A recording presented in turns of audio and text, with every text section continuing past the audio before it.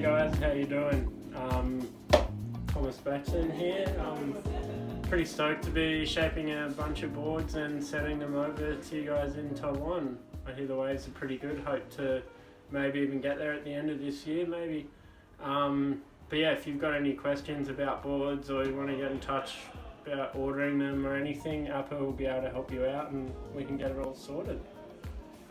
Cheers!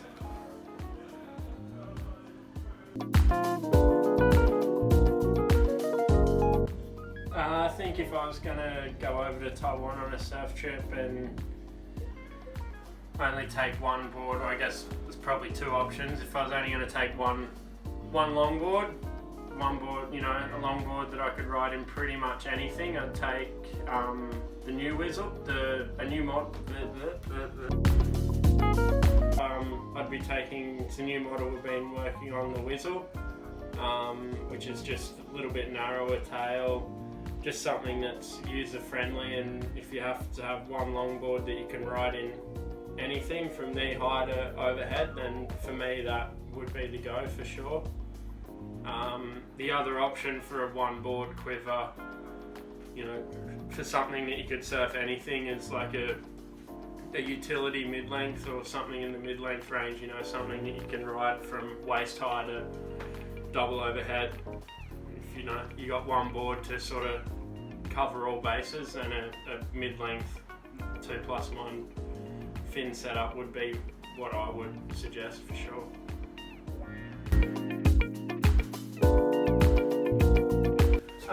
If you're a longboarder, like, you know, traditionally ridden longboards, but you're looking to go shorter or to try something different, I think sort of two options that'll best suit, and it's either sort of going down the fish path, because it's, you know, they've got a lot of foam, a lot of volume still, or a mid-length, the sort of 2+1 sort of eggy kind of board, you know, between 6 foot and 7'6" or up to 8 foot, depending on the size of the person. But they're the two boards. If you're coming off a longboard wanting to ride something smaller, they're the sort of the two paths that I'd go down, either a fish or like an eggy mid-length kind of board. They're going to be an easier transition going from long to smaller for sure.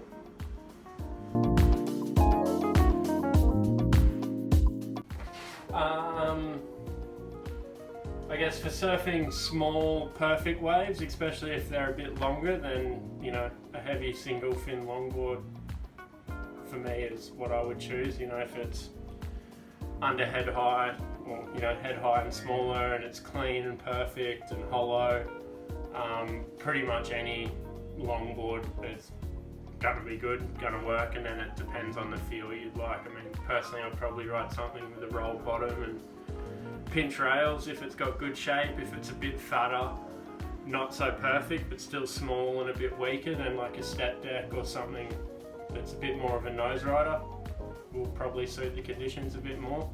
But again, a lot of that depends on personal preference. But yeah, I mean, small clean waves are meant for longboards for sure.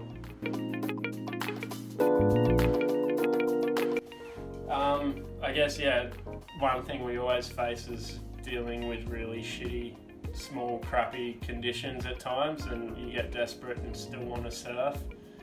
I think there's a couple of options for making the most of crappy waves, and either a longboard, but not something that's too traditional. Something like the Whizzle model that we do is going to be a bit more user-friendly in crappy waves and just a bit easier to ride.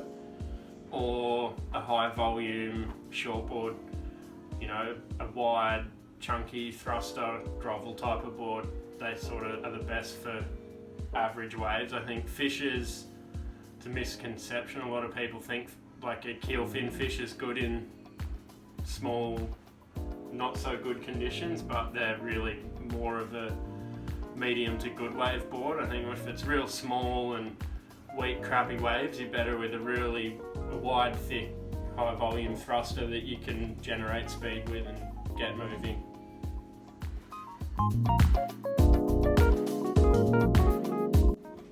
The beer's good. Kind of reminds you of home a little bit. But yeah, can't go wrong with a nice, easy to drink lager. It's good. Hope the la.